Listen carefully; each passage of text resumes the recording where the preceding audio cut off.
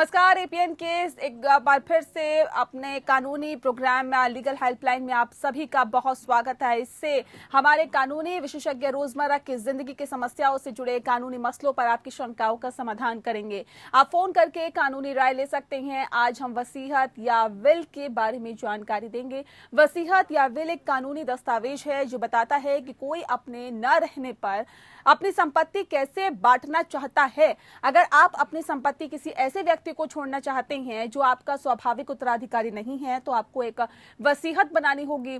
अगर वसीयत किए बिना किसी की मौत हो जाती है तो स्वाभाविक रूप से उसकी संपत्ति को उत्तराधिकारी कानूनों के अनुसार विभाजित और वितरित किया जाएगा। हालांकि कुछ खास परिस्थितियों के लिए ये सबसे अच्छा विकल्प नहीं हो सकता, जिससे संपत्ति गलत हाथों में पड़ सकती है या कुछ खास लोग जिन्हें आप लाभ पहुंचाना चाहते हैं उन्हें बाहर रखा जा सकता है।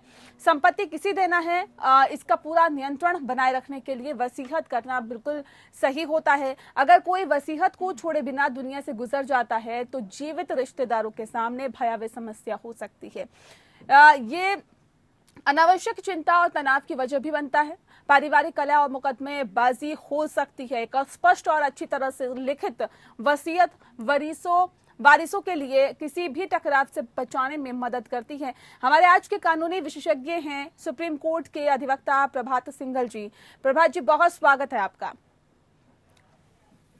प्रभात सिंघल जी वसीयत से जुड़े तमाम कानूनी पहलुओं की जानकारी आपको देंगे। अगर आपका वसीयत से जुड़ा कोई भी सवाल है तो आप फोन करके राय ले सकते हैं। फोन लाइंस खुल चुकी है। एक बार फिर से आपको अपने विषय के बारे में बता दें। विषय आज का हमारा है वसीयत। जी हाँ, वसीयत से जुड़ी अगर आपकी कोई भी क्वेरी है तो आप हमें कॉल कर सकते हैं। कोई भी सवाल है तो आप पूछ सकते हैं। हमारे साथ वरिष्ठ अधिवक्ता सुप्रीम कोर्ट के जुड़ गए हैं प्रभात सिंघल जी, जो कि आपकी इस तमाम सवालों के जवाब तो देंगे ही, साथ ही आपकी समस्या का समाधान भी करेंगे। फोन लाइंस खुल चुकी है। नंबर्स आपको एक बार बता देते हैं।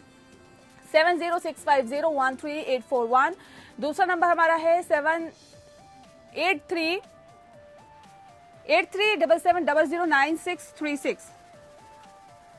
इन दोनों ही नंबर्स पर आप कॉल कर सकते हैं और अपने से जुड़े हुए सवाल आप पूछ सकते हैं। अगर आपका भी वसीयत से जुड़ा हुआ कोई भी सवाल है, कानूनी जानकारी चाहते हैं, जानना चाहते हैं कि किस तरह से रास्ता अख्तियार किया जाए, कैसे वसीयत को बनाया जाए, वसीयत क्या होती है, और इससे जुड़ा कोई भी सवाल अगर आपका है तो आप हमें कॉल्स कर सकते हैं।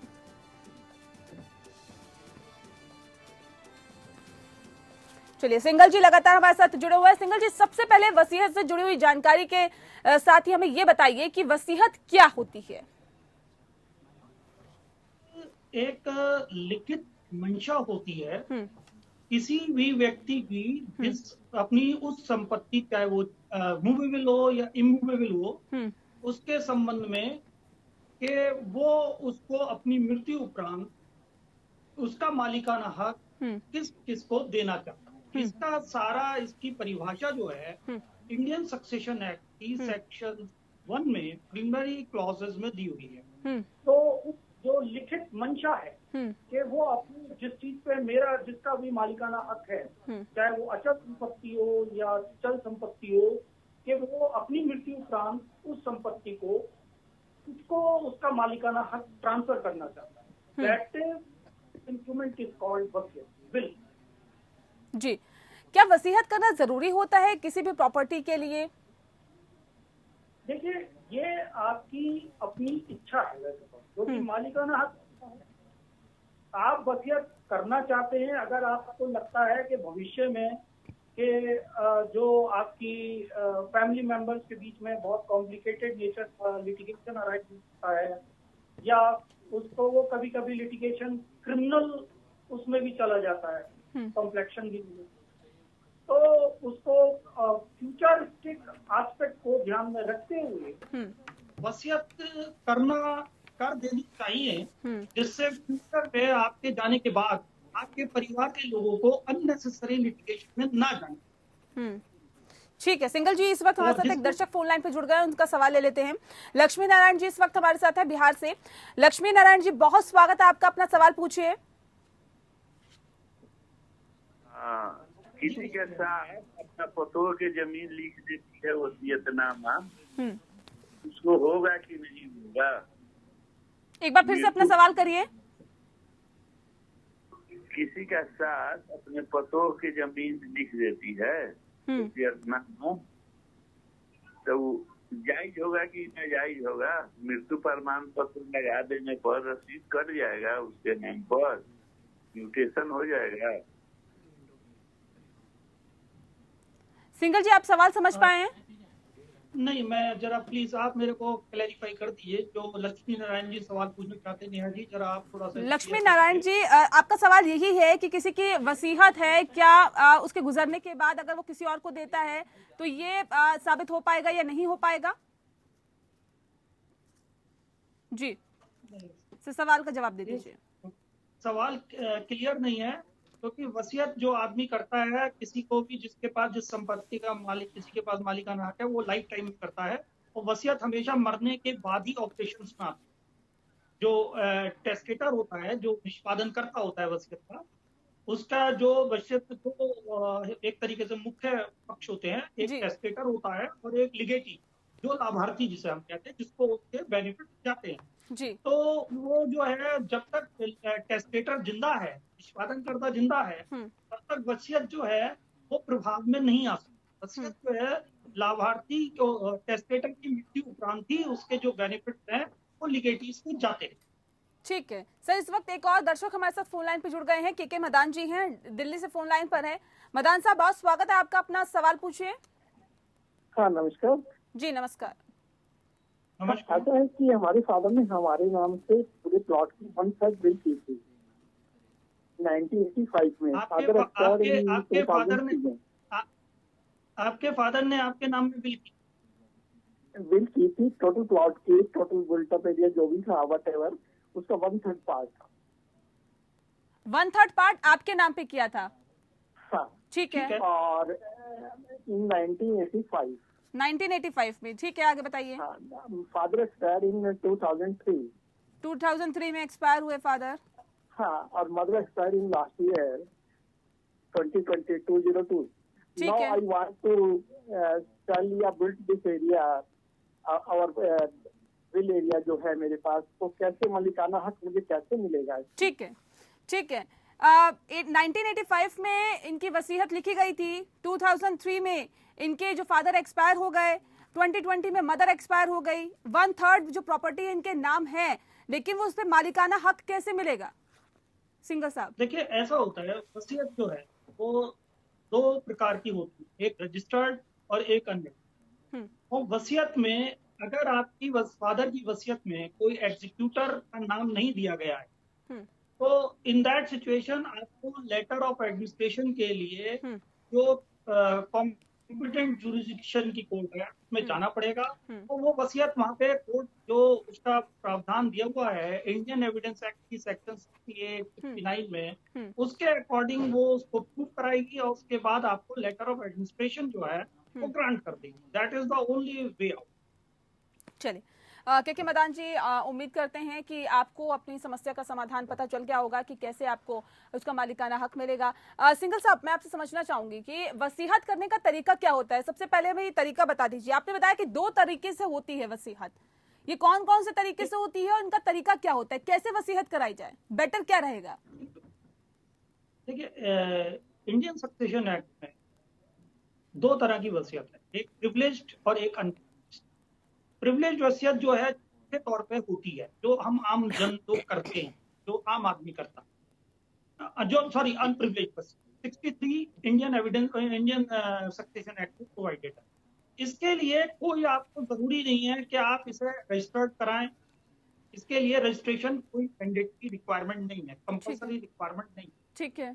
वसीयत के लिए जो अनप्रिविलेज वसीयत है उसके लिए 2 टेस्टिंग विटनेसेस का होना आवश्यक है, जो सेक्शन 63 में प्रोवाइडेड। ठीक है।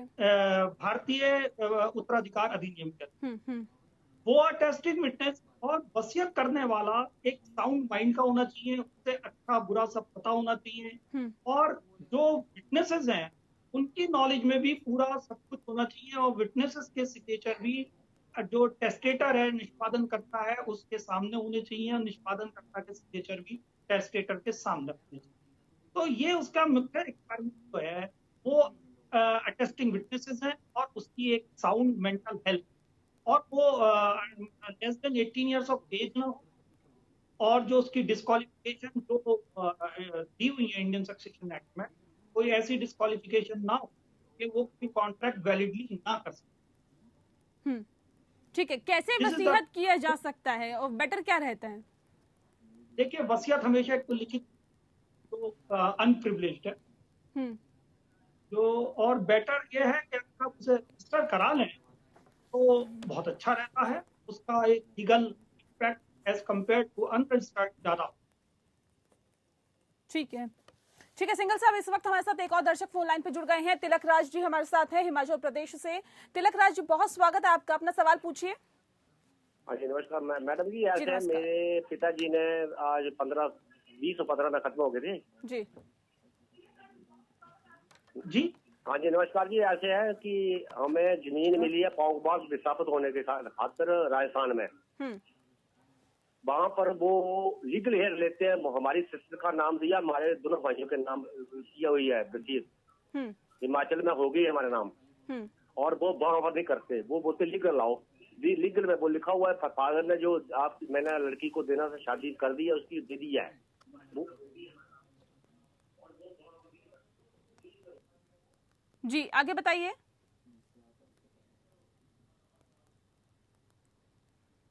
तिलक राज जी, आवाज मिल पा रही है आपको? लगता संपर्क टूट गया है।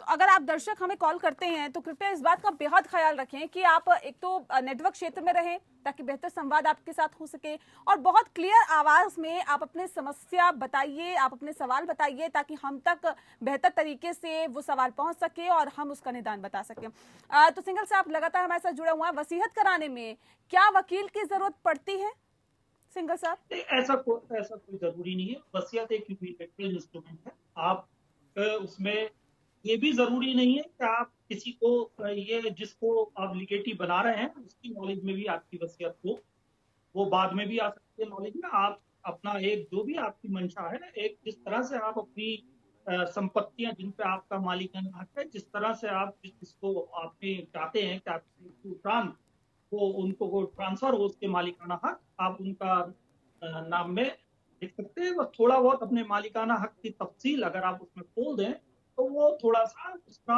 एग्जीक्यूशन क्लियर हो सकता है और जल्दी हो। जी, लेकिन वसीयत कितने तरह की होती है ये भी दर्शक अभी तक फिलहाल जान चुके हैं। विशेषाधिकार युक्त वसीयत कौन कराता है सर, इसका जवाब दे दीजिए। देखिए, विशेष अधिकार वसीयत जो है वो तो इंडियन सक्सेशन एक्ट की सेक्शन 65, इसको वो लोग कराते हैं जो आर्म फोर्सेस में होते हैं ज्यादातर, या देश के इमरजेंसी सर्विसेज से जुड़े हुए लोग होते हैं जो बॉर्डर पे तैनात होते हैं। और इसकी विशेषता ये होती है कि इसके लिए अटेस्टिंग विटनेसेस की जरूरत नहीं होती, इसकी ये विशेषता है। और अगर ये जो अगर आर्मी ऑफिसर, डिफेंस पर्सनल अपने सबऑर्डिनेट को इंस्ट्रक्शंस भी दे जाता है रिटन में कि भाई मेरे बाद जो है ये वसीयत इस तरह से मेरी संपत्ति की एक बना देना, तो दैट रिटन इंस्ट्रक्शंस पर भी वो वसीयत अगर कोई और भी बना देता है, उसका सबऑर्डिनेट कोई ऑफिसर का जो खुला हुआ है देश के बहुत सुरक्षा के कार्यों से जारी है, तो वो वसीयत भी वैलिड मानी। तो ये प्रिविलेज वसीयत मानी गई है। और इसमें एक डिफरेंस तो यही है कि रिक्वायरमेंट। ठीक है सिंघल साहब, ये भी बताइए कि अगर कोई व्यक्ति वसीयत अपनी लिख जाता है और उसके बाद वो एक्सपायर हो जाता है, कहा जाता है कि जो भी प्रॉपर्टी होती है, जो भी विरासत में मिलती है, उस पर सभी बच्चों का अधिकार होता है। लेकिन अगर वो जो वसीयत है महज लड़कों को ही देना चाहता है तो क्या लड़कियां उस पर क्लेम कर सकती है क्या? देखिए, वसीयत जो है वो व्यक्ति जिसका वो जो वसीयत करने वाला होता है, निष्पादन करता टेस्टेटर, वो उन संपत्तियों की करता है जिसको उसका पूरा मालिकाना हक होता है। वो ज्यादातर उसकी सेल्फ एक्वायर्ड होती है। वसीयत के लिए जरूरी नहीं है कि आप टेस्टेटर के लीगल हेयर हो, वसीयत एक टेस्टेटर किसी को भी कर सकता है जिसको वो जिसके हाथों में अपनी विरासत वो सुरक्षित मानता है। इसके लिए स्टेशन का कोई मतलब नहीं है इससे। तो वसीयत के मैटर में लड़कियां अगर वो लड़कों को दे जाते हैं तो लड़कियां उसकी सेल्फ एक्वायर्ड प्रॉपर्टी की जो प्रॉपर्टी की वसीयत हुई है उसके ऊपर कोई क्लेम अपना नहीं कर सकती। ठीक है। वसीयत कितनी सुरक्षित होती है? वसीयत कराना कितना सुरक्षित है? देखिए, वसीयत कराना बहुत हद तक सुरक्षित होता है। वसीयत अगर सही प्रकार से करी गई हो, सही हालातों में करी गई हो और वसीयत पूरी तरह से जेन्युइन हो तो वसीयत पूर्ण रूप से सुरक्षित इंस्ट्रूमेंट है और इसका जो है पूरा प्रभाव है। और जिस व्यक्ति के लिए भी मालिकाना हक का उसमें डिक्लेरेशन होता है after the death of testator, उसको उसके पूरे मालिकाना हक मिलते हैं। किस मामले में विल बनाना आवश्यक हो जाता है, ये भी हम आपसे जानना चाहेंगे। जैसे हमने शुरू में ही आपसे डिस्कस करा, आप भी ये बात अपने इनिशियल इंट्रोडक्शन में दे रहे थे, झगड़े होते हैं बाद में परिवार में संपत्ति को लेकर और काफी हद तक वो क्रिमिनलिटी में भी चले जाते हैं और बहुत ज्यादा एक फैमिली जो फैब्रिक है, एक बॉन्डिंग होती है वो छिन-भिन हो जाती है। तो जब वसीयत बन जाती है तो उसके बाद जो है ये जो लिटिगेशन वाली सिचुएशन है ये नहीं आती है और जो रिश्ते हैं आपस में वो सौहार्दपूर्ण रहते हैं। तो जिन हालातों में ऐसी संभावना है कि जहां भविष्य बाद में जो है जो मालिक है संपत्ति का उसके बाद में और लोगों में झगड़े होने की संभावना है, तो ऐसी स्थिति में वसीयत होना मैं समझता हूँ जरूरी है। सिंघल जी, आपने अभी कहा था कि सही हालातों में और सही तरीके से अगर वसीयत बनी हो तो उसमें कोई दिक्कत नहीं है, सुरक्षित रहती है, लेकिन किन बातों का उस वक्त ख्याल रखा जाना चाहिए ताकि वो सही हालातों में और सही तरीके से बनाई गई हो? देखिए, हालातों से हमारा मतलब ये है कि वसीयत किसी प्रभाव में ना बने, किसी के ऐसी सिचुएशन में ना बने कि जो टेस्टेटर है वो उसकी सोचने समझने की क्षमता ठीक ना हो, वो मानसिक रूप से पूरी तरह से स्वस्थ ना हो और उसके ऊपर या ड्यूरेस हो, विजन हो, अनड्यू इन्फ्लुएंस हो, ऐसी अगर कोई स्थिति है तो वो वसीयत सही हालातों की वसीयत नहीं होती। और वो वसीयत जो होती है एक उसको अदालत में अगर ये साबित कोई कर देता है ये हालात जो थे वो ठीक नहीं थे तो अदालत को अवैध घोषित कर सकती है।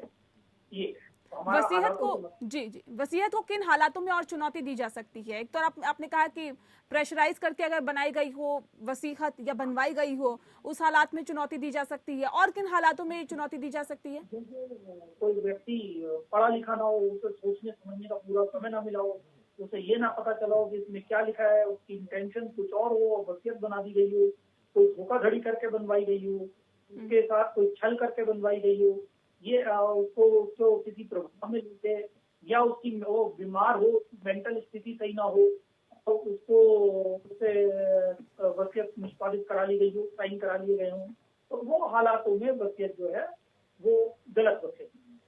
जी सिंघल जी, ये भी जानना चाहेंगे कि अगर इन केस इस तरह की भी सिचुएशन आती है फादर के सामने कि वो पहले अपने बच्चों की वसीयत करा देता है, उसके बारे में बच्चों को पता होता है और बाद में माता पिता के साथ दुर्व्यवहार किया जाता है, तो क्या उस वसीयत को वापस लिया जा सकता है या फिर किसी और तरह का कानूनी सहायता ली जा सकती है? तो देखिए, ऐसा है कि अपनी लाइफ टाइम में कोई भी व्यक्ति कितनी बार भी वसीयत कर वो उसको लिख सकता है कि मैं अपनी पुरानी वसीयत वो कर रहा हूँ, नलिटी डिक्लेयर कर रहा हूँ और ये मेरी वसीयत जो है अब वो इफेक्टिव रहेगी जो उसकी विल होती है। उसके लिए क्या प्रोसीजर है? उसके लिए क्या प्रोसीजर है सर? कोई प्रोसीजर नहीं है, प्रोसीजर सेम है, चाहे आप उसको रजिस्टर्ड कराएं या अनरजिस्टर्ड। उसके लिए कोई एप्लीकेशन देनी पड़ती है या उसको किस तरह से आप? कोई एप्लीकेशन नहीं देनी पड़ती। एप्लीकेशन सिर्फ माइनर मॉडिफिकेशन के लिए जिसे कहते हैं सितम्मा कहते हैं, तो उसके लिए देनी पड़े, वो एक कर दिया जाता है, वो भी बाय वे ऑफ रजिस्ट्रेशन ही हो सकता है या आप उसको इन एडिशन टू एक सिंपल प्लेन पेपर में लिख सकते जी जी जी, चलिए प्रभात सिंगल जी, बहुत शुक्रिया आपका। आपने बहुत तफसील से, बहुत विस्तार से हमें वसीयत के बारे में जानकारी दी और हमारे दर्शकों को भी बहुत अच्छे तरीके से बताया कि कैसे अगर आप भी इस तरह की किसी भी समस्या में फंसे हुए हैं या फिर अगर आपको भी कानूनी सहायता चाहिए तो आप किस तरह से कानूनी सहायता ले सकते हैं। आपने कानूनी सहायता करने की कोशिश भी हमारे दर्शकों की है। आपका बहुत बहुत शुक्रिया। इसी के साथ लीगल हेल्पलाइन में इतना ही, मुझे दीजिए इजाजत। नमस्कार।